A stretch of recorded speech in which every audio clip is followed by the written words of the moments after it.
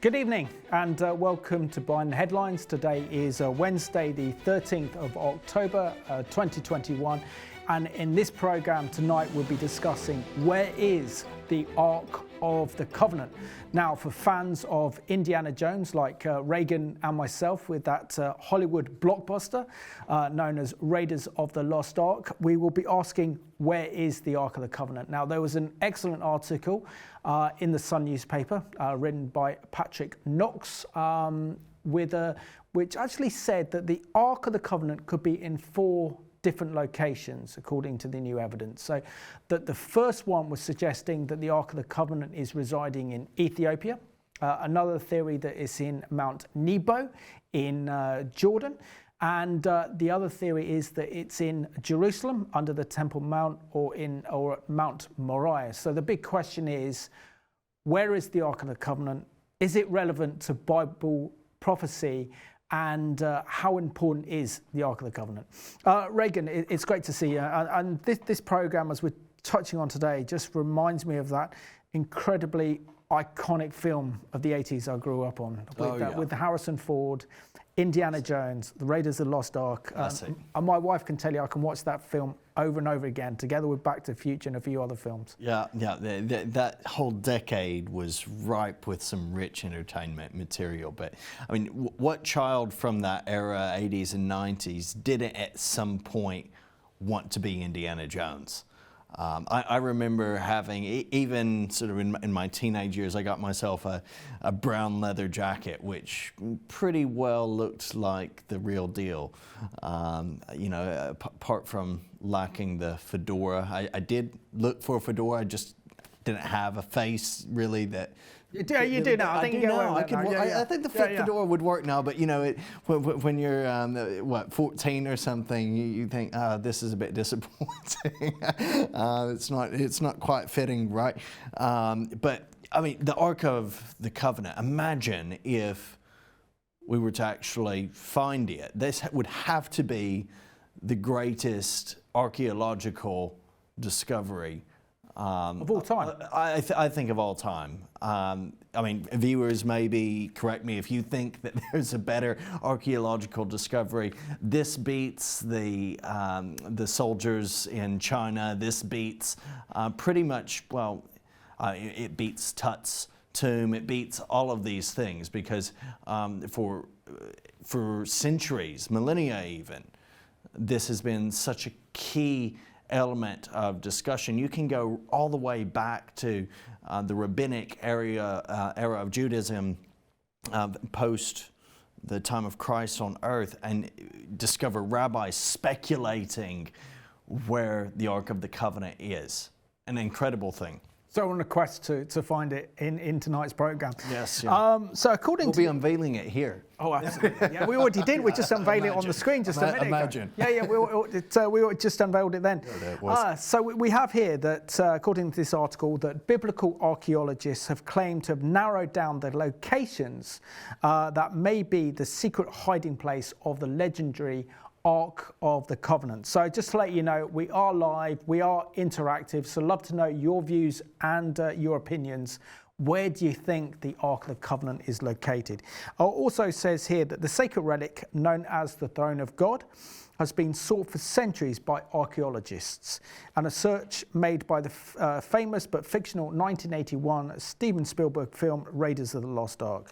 It says here that the Ark of the Covenant that contained the presence of God in the tabernacle disappeared shortly before the Babylonian destruction of Jerusalem the first temple, which occurred in 687 BC.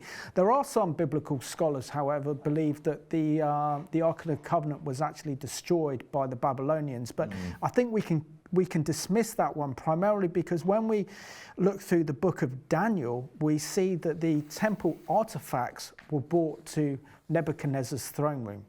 Yeah. And then we've got the Belshazzar episodes where he's actually drinking and having a party from these sacred goblets from the temple, which brought God's destruction. And that very night we saw the handwriting on the wall and then the total collapse of the Babylonian Empire to be overtaken by the Persian Medes. Yeah, it wouldn't fit the character of the invaders. It wouldn't fit the normal pattern. If you have riches, if you have an artifact of such great power, that would have been told both in writing and orally across the decades and centuries even, you're not going to destroy it. You're not going to rid it. You're going to parade it. You're going to make a big song and dance about it. You're going to speak of it. And what's interesting is there's nothing in the Bible that mentions the Ark of the Covenant being taken away by the Babylonians. It doesn't mention anything about it being hauled off. The other artifacts are mentioned as hauled off. So we might could say, well, is it included in that? But it's such a special artifact that you kind of have to look at it and say, it's conspicuous with its absence. Would the Babylonians have missed it? No chance. So did they carry it off? Was it missing somehow, mysteriously? Had it been hidden in some way? We'll be talking a little bit about some of the possibilities, but the idea of it being destroyed, I'm not convinced. No, I'm not either. But the big kind of question we need to ask each other as well is this, is where do you think the actual Ark of the Covenant is? Because I know your wife has one theory, but I don't know your theory. Yeah, so my wife's theory, and I think quite a few who are Jewish would probably have the same theory, that it's in Ethiopia. And this is something that many subscribe to. I think there is very definitely like a replica of it in Ethiopia. I'm not convinced it's the real deal. I actually think that it is in all likelihood hidden. I think if we look at the books of the Maccabees, we do see that there's a lot of faithfully recorded history there. You can think of Hanukkah, which is coming up in just a couple of months. The origins of that are recorded in the books of the Maccabees.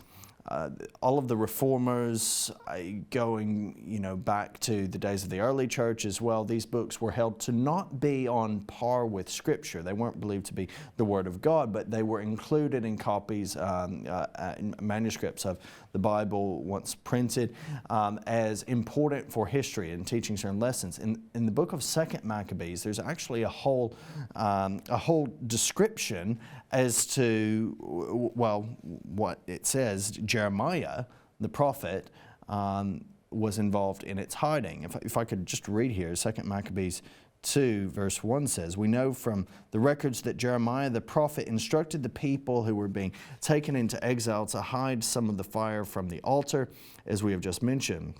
We also know that he taught them God's law and warned them not to be deceived by the ornamented gold and silver idols which they would see in the land of their exile. And then he urged them never to abandon the law. These same records also tell us that Jeremiah, acting under divine guidance, commanded the tent of the Lord's presence and the covenant box to follow him to the mountain where Moses had looked down on the land which God had promised our people." Mount Nebo, though. Yeah, exactly. Now, I think it could be Mount Nebo. I would be more inclined to believe that because of the history which the Maccabees records. It could also be under the Temple Mount. That's my personal belief. My personal belief, it's in Mount Moriah, under the Temple Mount, actually underneath the Dome of the Rock. That would be my theory. So I'd love to know your theories as well. But I mean, they're also suggesting that, as your wife Rachel believes, that it's actually in the Church of Mary of Zion in Uxum in Ethiopia. But the one thing that not so convinced about this one is why would, for example, the most sacred site in Judaism, the Ark of the Covenant, actually be given to Gentiles for safekeeping? That's the thing that doesn't really kind of click with me. And why would you then take it to Egypt and then allow it to reside in Egypt and then take it down to Ethiopia? Okay, let's consider the claim. Neither you or I are convinced it's a real deal in Ethiopia. Let's talk about like why some people might think it is. So according to Patrick Knox's article, that was aforementioned, researchers at the Bible Archaeology Search and Exploration, that's BASE Institute, founded by NASA moonwalking astronaut James Irwin, have been pursuing a theory for more than 20 years that indicates the Ark was secretly taken out of ancient Israel and to Ethiopia. Leading the base's quest is Dr. Bob Carnucci, an ex-crime scene investigator and member of an elite SWAT team unit who is now a real-life Indiana Jones hunting down relics of the Bible. What a cool job. That's very cool. I mean, doing research for this program made me think, this would be great to go on an exhibition looking for the Ark of the Covenant. So Dr. Bob told Sun Online after 23 years of research and more than 20 trips to Ethiopia, as crazy as it may sound, I believe the Ark may very well be hidden away today in a church called St. Mary of Zion in Axum in the highlands of Ethiopia. He continued, a logical trail can be made that connects the Ark going missing from the temple during the reign of a wicked king named Manasseh in Judah. From there it went to Egypt, and about 400 years prior to the birth of Christ, the Ark was brought to Ethiopia. Having the benefit of brilliant research from Arthur Gray Hancock and myself, having spent much time in Ethiopia, I can make a solid case that the Ark is in Ethiopia today. He adds, if you should happen to go to Ethiopia, be prepared to have your mind convinced and your heart changed forever. But one barrier stops anyone from viewing or opening the Ark. A holy man. This is where it begins to sound very Indiana Jones. Of course, yeah. I'm thinking the Last Crusade now. Yeah, exactly. You can see this guy in some long robes, an ancient-looking man, known as, get this, the guardian of the Ark. Imagine what that's a great title to have, isn't it? Amazing title. You can think of many job titles, but that is some job title. Guardian of the Ark. Incredible. He's sworn to guard it with his life.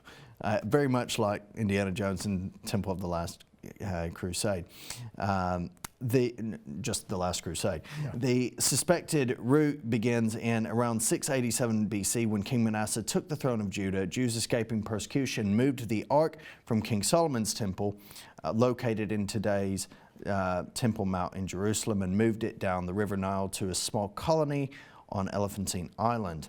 Base claims they found evidence of a temple built to the dimensions of Solomon's temple that may have housed the Ark. It appears the temple was destroyed in 410 BC, and the holy chest was then shipped down the Nile as it traveled to Ethiopia. Along the way, the Ark was brought to Tanakrikos Island on Lake Tana, where there is evidence of Levitical-style rituals, and it then appears to have been taken to Axum in around 338 AD as Christianity took over Ethiopia, where it is housed at St. Mary's of Zion's Church in Axum. Now, why, Simon, after hearing that and reading that, would we continue to doubt that it's in Ethiopia? Because I'm still not convinced. I think primarily because if the Ethiopians have it and they're guarding it, surely there would be some sort of pictures come out regarding it. Mm-hmm. And if it's that special, and you can imagine how the Ark of the Covenant is actually made of pure gold, this religious artifact which held the presence of God would actually be priceless. So you would have thought that raiders would have taken it, armies would have gone after it. So that really puts the doubt in for me, and also thinks, would Jeremiah or some of the other prophets in ancient Israel risk the Ark of the Covenant going to Egypt, then going into Ethiopia? I don't know. This is purely speculation, but that's something we need to discuss as well. But we've got emails before we show the CBN News report, because there's an item in there that shows the power of the Ark of the Covenant that I know that you're desperate to see. We don't have to tell you guys that we're live and interactive this evening. The emails are flooding in. This is from Catherine. She thinks it would be in Ethiopia. It came to mind as soon as we asked the question. More thoughts on that, Catherine? Tell us why you think it might be in Ethiopia. What's convincing about it? Keen to hear. We also have from Robert Nicholas a couple of emails where he indicates that it's under the Garden Tomb site, and that this is this is located. Yeah, so he says the Ark of the Covenant is still hidden exactly where Jeremiah said he hid it, is recorded in the Book of Maccabees. It was found in 1982 by the Christian archaeologist Ron Wyatt beneath a first-century crucifixion site located in the Garden Tomb site. It was also found when the film The Raiders of the Lost Ark was in the cinemas and was topping in the box office. God has a great sense of humor. His fingerprints are all over his creation. Here's a picture of where it's buried under the seating area, and he shows the picture. Interesting. Thank you for that, Robert. Jacqueline says, evening, lovely chaps. I believe in John Wyatt's discovery. It really affects me in a wonderful way. So there's more agreement on that. Ken Brown. Evening, Simon and Regan. Thanks for your always interesting, even exciting program. Thanks for that, Ken. Whilst it would be amazing for the Ark to be revealed, I'm wondering what place it would have in the person of a born-again believer in whom Jesus lives by his Holy Spirit. More on that in a few moments. You're ahead of the curve, as they say there. Good thoughts. We'll be asking that. I also believe with all my heart that it's hidden at the Dome of the Rock. This is from Dylan in Londonderry. So we have another here, such an interesting subject. I didn't grow up knowing the Bible and began to know it 6 years ago, and it's fantastic. I love the history of it, all the happenings, etc. Great work. Thank you so much.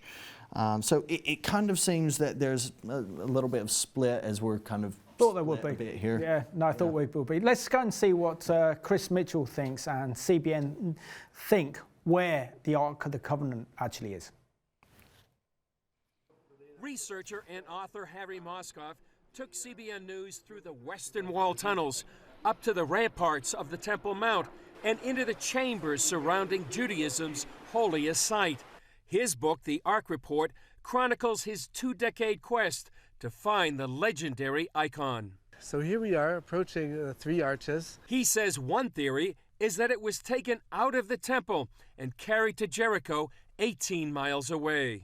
It says in Jeremiah that some of the vessels of the temple were exited, sort of escaped, as it were, through this area at the destruction of the first temple. But Moskoff took us to the spot where he believes the Ark lies. This particular section of the Western Wall is really fascinating, actually, because this stone is 570 tons.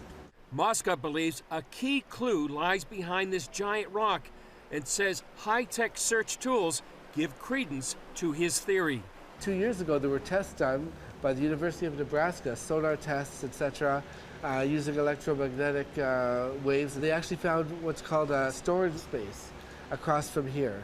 So actually, there was a purpose for putting this giant stone, this massive slab, here. One of the reasons, in my opinion, is to protect whatever it is on the other side. And according to my theory of the Ark actually was buried by King Josiah, I think it was 568 BC, in back of these boulders, these massive stones.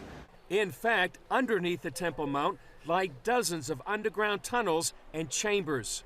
Back then, 150 years ago, Charles Warren went in, actually did a survey. Nothing's really been done for political purposes, obviously, unfortunately. Since then, no one's been allowed to even put a shovel, nothing. Yeah. But basically, they were the ones that surveyed the whole area, and they were the ones who picked out the tunnels, etc. Yeah. They couldn't find the Ark, but maybe it wasn't time. Warren, a British explorer, documented those tunnels at the request of Queen Victoria, just one of many throughout history looking for the Ark. When people like the Crusaders and the Knights Templar, even the Palestine Exploration Fund, which was originally commissioned by Queen Victoria, came over the centuries to look for the Ark, what they were looking for was a golden box with the staves, but what they really should be looking for is a room. They could have been right up against the wall, and on the other side of the wall is the Ark. Moskov says the original Holy of Holies had another chamber directly below it. Actually, in the blueprint itself of the first temple, a chamber should be built exactly the same, Holy of Holies, exactly the same level of holiness as the one right above it. It was set up right from the beginning to house the ark with a golden floor and everything. That's how Solomon built it, constructed, so the ark itself could go down. Right, it could go down. Do you feel like there's a time when the ark itself, when the time is right, will be revealed? I do. Timing is incredibly important, incredibly significant. Obviously, it's a groundbreaking, game-changing, biblical type of discovery. My personal opinion is that when it does happen, it won't be in a clandestine way where we're sneaking through these tunnels, you know what I mean, and we're bringing it out under cover of darkness. It'll be a great occasion, and it'll help bring the Messiah. It'll be something that all nations will really rejoice in. Moskov credits Indiana Jones and the Lost Ark for the renewed interest. There are some things that got right about the power of the ark, etc., and its destructive forces shouldn't get in the wrong hands, and it knows where it is, so to speak. It suddenly became a thing. Oh, what is the Ark of the Covenant? What is that? Oh, yeah, it sort of put it into the face of the public, and maybe that was its best success. Yeah. I loved it personally. It's Hollywood. What do you think is the main takeaway people need to know about the Ark of the Covenant? It's a real thing, just like it did 2,700 years ago. It still exists today. It's got the broken tablets that Moses crashed down there at Mount Sinai, and the second tablets. It really does exist. We're really going to see it, hopefully, in our lifetime again. It is a catalyst for the Messiah to come. Until it is revealed, the Ark of the Covenant built by Moses in the wilderness will continue to fascinate the world. Chris Mitchell, CBN News, the Western Wall Tunnels, Jerusalem. What a fascinating and enlightening clip there. Thanks for sharing that with us from the guys in CBN. Here we have something that I think, Simon, does it ends the whole Ethiopian. This is I'm intrigued now. Okay, You're intriguing me. Yeah, in an interview in 1992, Professor of Ethiopian Studies Edward Ullendorf said he had personally examined the Ark contained within the church in Axum in 1941, which is interesting because the guardian of the Ark isn't supposed to allow that to happen, so I wonder where he was, but chaotic days. I got bribed. 1941 could have done while serving as a British Army officer. Describing the Ark, he said, they have a wooden box, but it's empty.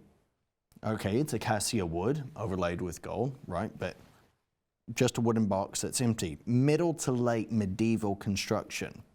Okay, so that doesn't sound like the same thing. The evidence suggests that King Lalibela, the emperor of Ethiopia in looks like the 12th century, in order to replicate Jerusalem, also replicated the ark that dates to this time and from which all subsequent arks were copied.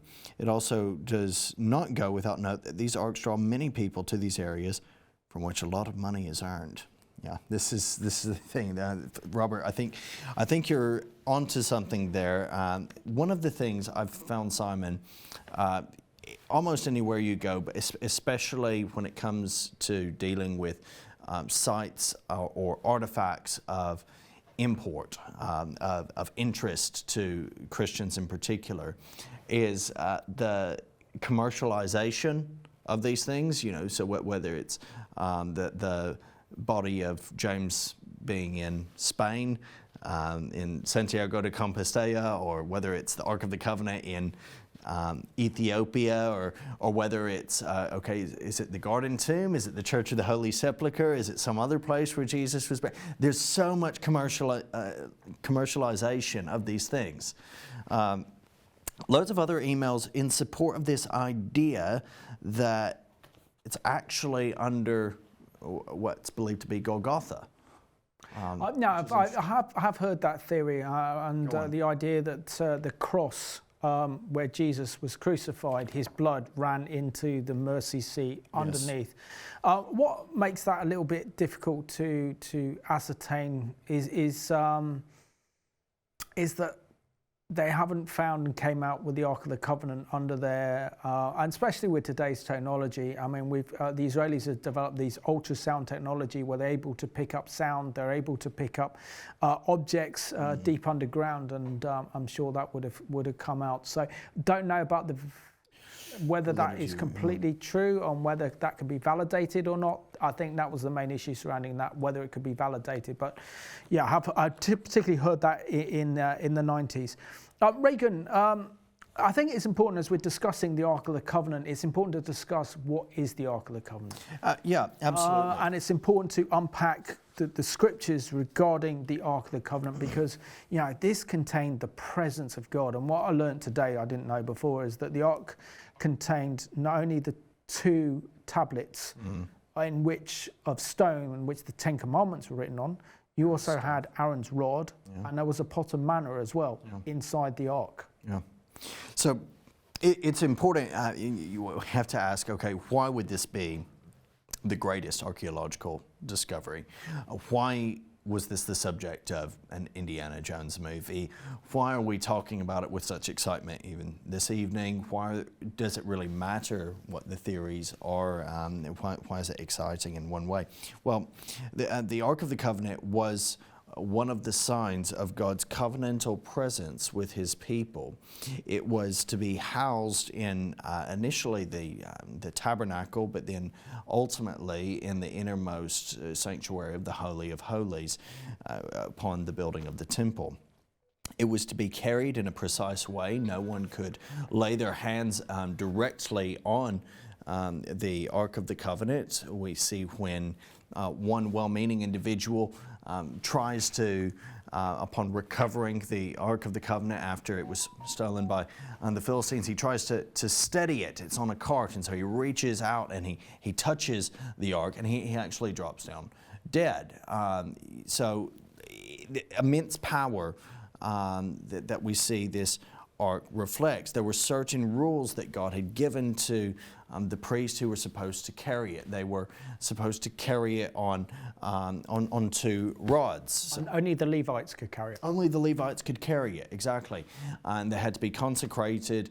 One of the issues in the story where that Levite reached his hand out and tried to steady it, they're not carrying it onto rods either. They're carrying it in a cart. So they're exchanging the rules that God has given for personal convenience. And this is part of the issue. It's pride. There's a lot of pride that's in that. But we read of the Ark of the Covenant in Exodus in chapter 25, verse 10. God commands Moses to make an ark out of acacia wood, and this ark will be overlaid with gold. In the book of Exodus, chapter 25, verse 10 through 22, we have details of how the ark should be built, what it should look like. So the ark needed to be 2 cubits and a half in length, which is about 19 to 20 and a half inches, around 50 centimeters. It's around 24 inches high. The ark itself was made of gold, both inside and outside. So we got gold overlaid that acacia wood.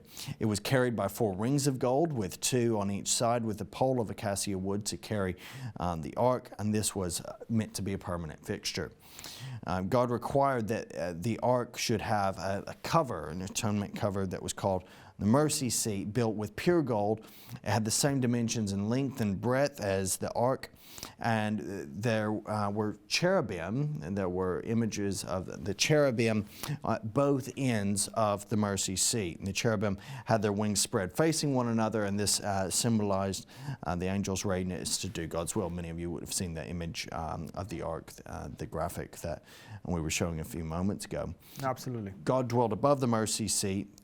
In Exodus 25, verse 22, there I will meet with you, and I will speak with you from above the mercy seat, from between the 2 cherubim, which are on the ark of the testimony, about everything which I will give you in commandment to the children of Israel. Yeah. And what I like particularly, you know, these are obviously fans of the film Raiders of the Lost Ark, is that scene where Professor Indiana Jones is approached by 2 US government officials saying that we've intercepted a telegram that the Nazis are looking for the Ark of the Covenant in Egypt. So they inquire of Dr. Jones to find out what the Ark of the Covenant is. And Indiana Jones explains to them that the ancient Israelites took the Ark of the Covenant into battle, and it helped Israel win those battles and actually conquer the land of Canaan. So we see here that, for example, the Ark of the Covenant meant God's presence, and throughout the Old Testament you see stories of how God safely and successfully used the Ark of the Covenant in order for Israel to conquer the territory. So here we go here. In the book of Joshua, we learn of the safety that the ark provided the Israelites as they passed over the Jordan into the promised land. And in Joshua chapter 3, verses 6 to 11, then Joshua spoke to the priests saying, take up the ark of the covenant and cross over before the people. So they took up the ark of the covenant and went before the people. We also see the time when the Ark of the Covenant was used at the Battle of Jericho. Can you quote that for us? Yeah. In the 6th chapter, yeah. If you look at that scenario, Joshua the son of Nun calls the priests and says, take up the Ark of the Covenant and let 7 priests bear 7 trumpets of ram's horns before the Ark of the Lord. Verse 7 says, he said to the people, proceed and march around the city and let him who is armed advance before the Ark of the Lord. So, we know the story of Jericho. You see after the people obey the Lord in that case, the walls of Jericho fall. We see Rahab and her family who believed in God. Hebrews 11, it says that Rahab had faith. They escape. They are a part of the covenant community at that point. It's a wonderful display of God's power. And having 2 years ago visited Israel and for the first time went to Shiloh, I've got to say, if you ever go to Israel, and clearly it's a little bit difficult right now with COVID-19, but once tourism starts again, please go and visit Shiloh. It's just absolutely incredible. This is where the Ark of the Covenant rested. But we see in this one, for example, the Philistines captured the Ark of the Covenant, 1 Samuel chapter 4. And the word of the Lord came to Samuel, to all of Israel. It says, now Israel went out to battle against the Philistines, encamped beside Ebenezer, and the Philistines encamped at Empek. Then the Philistines put themselves into battle array against Israel. And when they joined in battle, Israel was defeated by the Philistines, who killed about 4,000 men of the army in the field. And when the people had come into the camp, the elders of Israel said, why has the Lord defeated us today before the Philistines? Let us bring the Ark of the Covenant of the Lord from Shiloh to us. And when it comes to us, it may save us from the hand of our enemies. So the people were sent to Shiloh, that they might bring from there the Ark of the Covenant of the Lord of hosts, who dwells between the cherubim. And the 2 sons of Eli, and Hophni and Phinehas, were there with the Ark of the Covenant of God. And when the Ark of the Covenant of the Lord came into the camp, all Israel shouted so loudly that the earth shook. Now when the Philistines heard the noise of the shout, they said, what does the sound of this great shout in the camp of the Hebrews mean?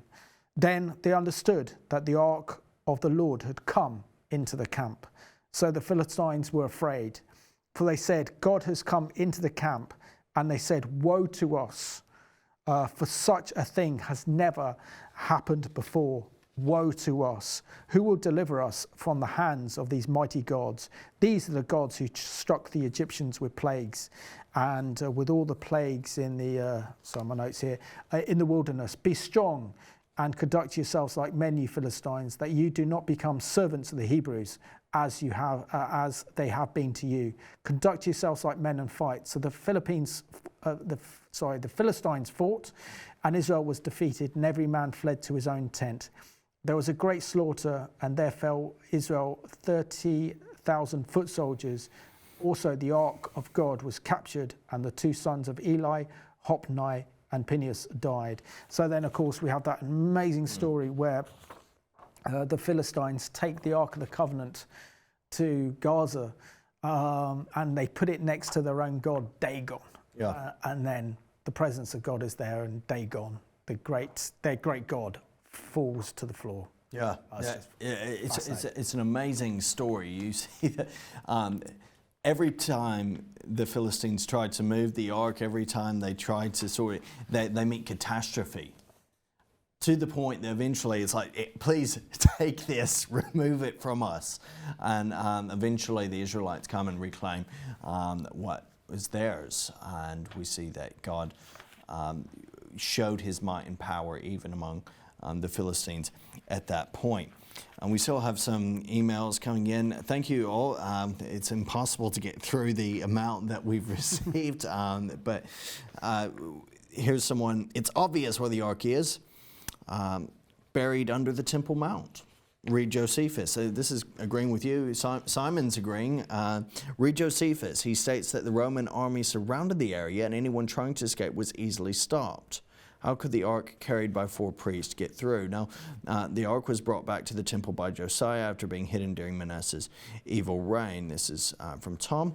Now, the thing is, Josephus records that, but we don't actually see, I don't believe, the ark return, do we? We don't see any mention of the ark returning or being with the there. Second Temple, it's not mentioned, is it? It's not mentioned as part there. of the Second Temple. So it's not there. But this is difficult, and I know viewers. There's loads of you who are very keen on, and I'm going to have to view that the Ron Wyatt theory, which involves the Ark of the Covenant being, yes, you're not saying in the actual Holy of Holies at that time, but under Golgotha, and I'm seeing here there's this theory that the blood of Christ even was in some way found on the Ark of the Covenant. I'm going to be looking into that, but you know, I'm not 100% certain. I'm not 100% convinced, because that's slightly different from this idea that it's on the Temple Mount. The Temple Mount is not where... I mean, I think what Jesus we saw in was that excellent CBN news report was saying that there was a second chamber to the Holy of Holies, a hidden chamber. In the light of if there was any invasion, then the temple could be buried in there. Before we go to this Zoom interview I recorded with Pastor Jeff Cuozo, who is the UK director of Behold Israel, I found this very quirky story, which I think is interesting to mention before we do this one. And this is a Welsh Indiana Jones, according to Wales Online. So it starts off with saying, however, did you know that just over 70 years before Steven Spielberg's blockbuster, a Welsh baronet made a similar voyage to Indiana Jones in a real-life quest to find the Ark. It said in his book, Raiders of the Hidden Ark, author Graham Addison has explored this Welsh connection to the artifact and has attempted to provide a recovery. He said it's almost a completely forgotten thing, talking about the ill-fated exhibition to recover the artifact in the early 20th century. It sounded so bizarre, like Indiana Jones. So 1908, Finnish biblical scholar Walter Juvius convinced a group of old Etonians that he found a secret script in the Old Testament, and these ciphers claimed to show where the Ark of the Covenant had been hidden for over 2,500 years. And one of these old Etonians was Robin Duff, who later became the second Baronet of Vanel, whose family estates were one of the largest owners in North Wales, which is very close to where my wife lives in. So one of the wealthiest estates in Wales, and they own this estate. And apparently they spent £1 million back in 1909 on an expedition to actually discover the Ark of the Covenant.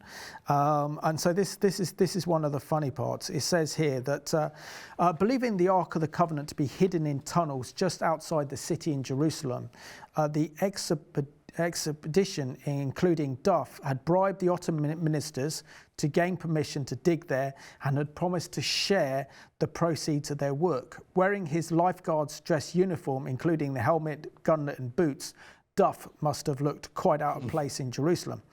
In total, the Etonian expedition dug for 3 years without finding anything other than pottery and an ancient toilet.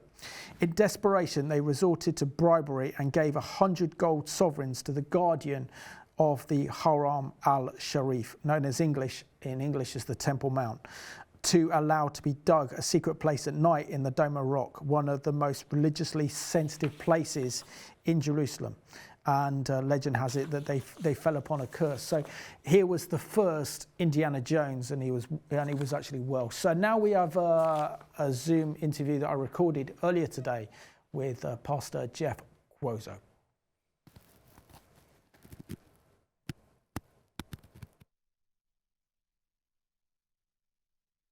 We're now joined on Behind the Headlines by Pastor Jeff Quozo, who is from Behold Israel Ministries in the UK. Jeff, great to have you on Behind the Headlines. Hey. Always good to be with you, Simon. Great to be here, buddy. And Jeff, what would you make of this interesting news story that the Ark of the Covenant that was made famous by the Indiana Jones film, The Raiders of the Lost Ark, could be in 4 different locations? First, it could be in Ethiopia. It could be in Jordan, in Mount Nebo. It could be in Jerusalem, in a cave in Mount Moriah, or it could also be under the Temple Mount. What makes this story so significant? Well, I think something that holds such significance for such a large populace, spiritually speaking, and yet at the exact same time, it's shrouded in mystery, right? So for whether it's the mainstream media or those who actually spiritually are interested in these things, it seems to capture the attention and piques the interest for those who might think, similar to why a blockbuster movie or a series of blockbuster movies would be created based on this whole concept, because it's quite adventurous, it's quite mysterious. Yeah. And Jeff, share with us, what is the Ark of the Covenant, and why was it so important to ancient Israel?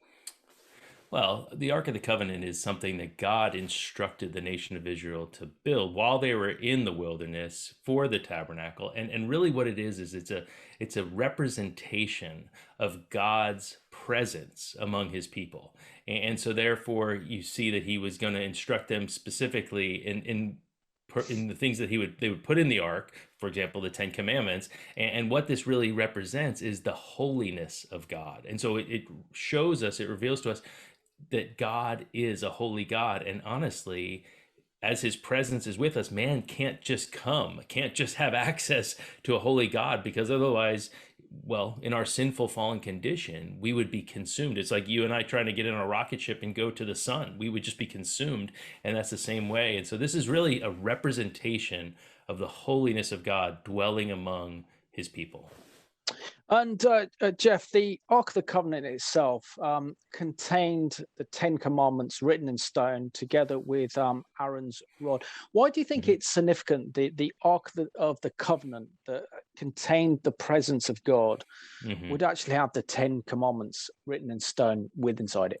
Yeah, exactly. I mean, again, as we just talked about a little bit, the holiness of God, and that, well, he was representing to us that there was going to be a need. If we were going to be able to come into his presence, there was going to have to be a need for something to take care of that, because obviously the 10 Commandments being the standard of holiness for mankind, for humankind, is just showing us that if we want to love God with all our heart, mind, soul, and strength, and love our neighbors ourselves, this is the standard for how to do that. And yet what we all find is we come short of it. We all fall short of it. So it represents his holiness. So there's going to be a need. And as we know from the scriptures, there was the sacrifices that were made to make that even possible to come into the presence of God. And of course, the mercy seat. We can talk about that more too.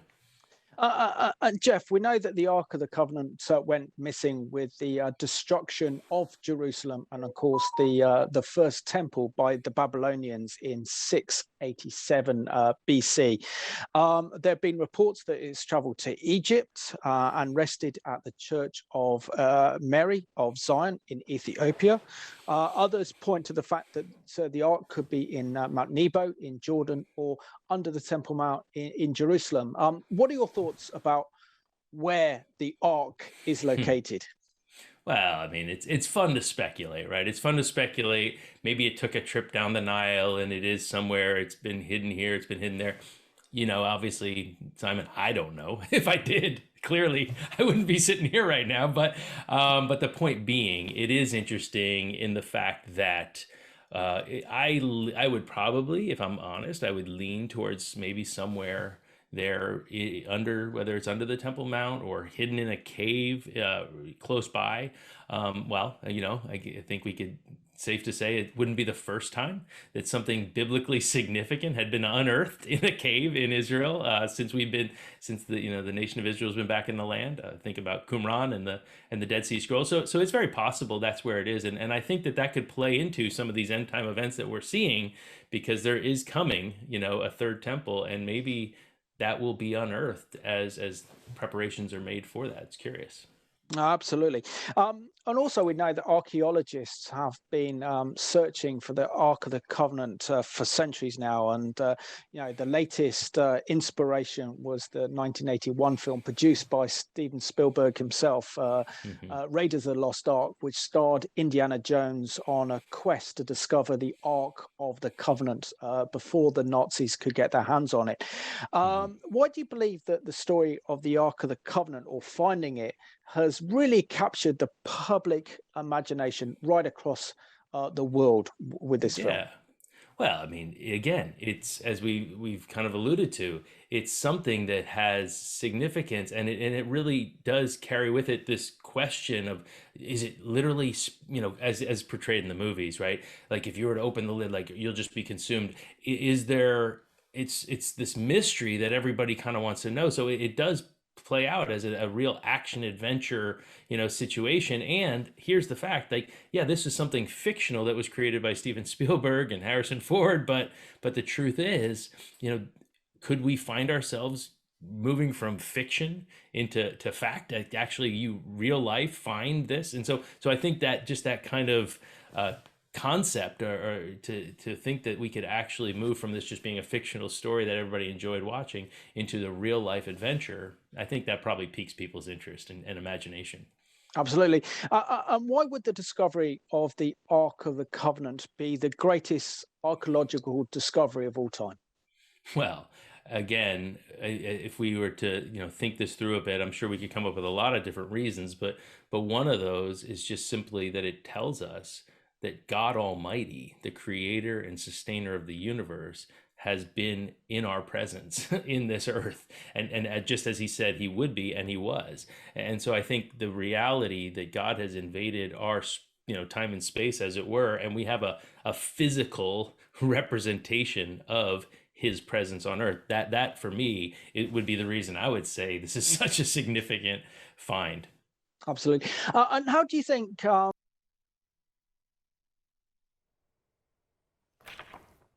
Thanks for that, Simon. Great from Jeff there. So we have some emails. Thanks for your always interesting, even exciting program.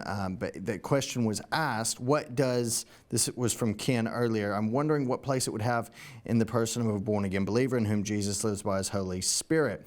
And then Brian asked something similar. Does it really matter whether the literal Ark of the Covenant has been found, as it is seen in Revelation 11:19, when the temple of God was opened in heaven, and there was seen in his temple the Ark of his testament, and there were lightnings and voices and thunderings and an earthquake and great hail. Shalom from Brian.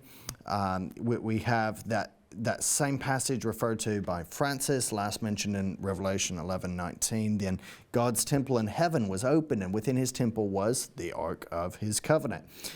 Brian again says, Jesus was the ark as he fulfilled God's law written on the stone tablets for us, and was the light of the world. The meaning of Aaron, and was the word of God as the bread of life, is seen in the manner that came from heaven. His life also replicated the measurements of Noah's ark, and Daniel 12:12 is a blessing of his life to those who waited for him. Shalom from Brian. And then just a quick clarification, Tom, you say read 2 Chronicles 35:1-4. Josiah did have the ark put back in the temple. Indeed he did, but remember that after that the Babylonians came and they sacked the temple and carried off the ark. We don't hear of it anymore since then. Yeah, as far as I'm aware, correct me if I'm wrong. But Simon, some really good thoughts there that as we begin to close this out, the significance of the ark today, does it matter? Well, I think it fits into Bible prophecy. Go on. Because we know, for example, through the book of Daniel and through the book of Revelation, that the third temple will be rebuilt in Jerusalem, in which this will play a major role in actually being the key component when the Antichrist makes peace with Israel, which is that 7-year peace treaty that he breaks. And so we could find the fact that unfortunately we didn't have time to show it in the whole interview, but Jeff mentions a point that maybe when they actually rebuild the third temple, that they find the Ark of the Covenant. And what if, for example, the Antichrist were to have the Ark of the Covenant and show it to the world and say, look, I am Israel's Messiah. I am the world leader. I am appointed of God to lead the world out of this chaos and mayhem they're all in, and present the Ark of the Covenant to the world. And surely that would have such an impact upon the Jewish people and upon the nation of Israel. Would think that he would be then the Messiah. He could then, with that, bring all the world religions under his authority. And I think this could actually be a key component in Bible prophecy, were it to be revealed during the tribulation period. Yeah, it will be fascinating to watch and to observe what happens, because I know this story isn't going away. We'll probably be talking about it at some other point in the future. But beyond the Bible prophecy element, we have to ask the question, okay, what if it's never found? What if that part doesn't fit in? Are we missing out on something? And the answer is a solid no. We're not missing out on anything, because Jesus Christ is, he was God made flesh. Right? He tabernacled with us. So we have the tabernacle there in the Old Testament, which housed this Ark of the Covenant. Jesus Christ, when it says the Word became flesh and dwelt among us in John chapter 1, that actually means he tabernacled with us. He stayed with us. What's more, we see when he dies on the cross and he cries out, "It is finished," tetelestai. He's talking about the finished work that he has accomplished of atoning sacrifice, a propitiation on our behalf, taking the wrath of God against sin on himself, standing in our place so that we might be saved. At that point, the curtain that divided the main temple from the Holy of Holies, that innermost place, is split. Right, and you know, we have viewers who are talking about how the Ark of the Covenant was underneath Golgotha and whatnot. Well, that doesn't matter, because the access is through Jesus Christ and his blood. The Ark of the Covenant doesn't have anything to do with it, really. By that stage, it's only the blood of the Messiah, the Lamb of God, who takes away the sin of the world. God is the one who sets the agenda here. He sets it in Jesus Christ. Hebrews 10, verse 19 through 23 says, "Therefore, brethren, having boldness to enter the holiest place by the blood of Jesus, by a new and living way which he consecrated for us through the veil, that is his flesh, and having a high priest over the house of God, let us draw near with a true heart, in full assurance of faith, having our hearts sprinkled from an evil conscience and our bodies washed with pure water. Let us hold fast the confession of our hope without wavering, for he who promised is faithful." Yeah, a fantastic scripture, and we can enter into God's presence through His grace and through His blood, which is a very, very different from when the high priests were only allowed to enter into the Holy of Holies once a year during Yom Kippur. Just to let you know, this is I am doing a Zoom event tomorrow with ICEJ UK, Jerusalem Dispatch, and I'm going to be having a discussion with Eric Steckelbeck, and that takes place on Zoom at 7:30 tomorrow night. So if you're interested, please contact the office. I will send the office the flyer and also the link as well. So you're more than welcome to join myself and Eric Steckelbeck as we discuss his broadcast career. But I want to thank you for watching tonight's program. It's been an exciting program because there is no doubt that the discovery of the Ark of the Covenant would be the greatest archaeological discovery of all times, because after all, the Ark of the Covenant carried the presence of God. And this is exciting times in which we're living in, and it's only in God's timing, I believe, that we will see the unveiling and the revealing of the Ark of the Covenant. So I want to thank you for watching tonight's edition of Behind the Headlines.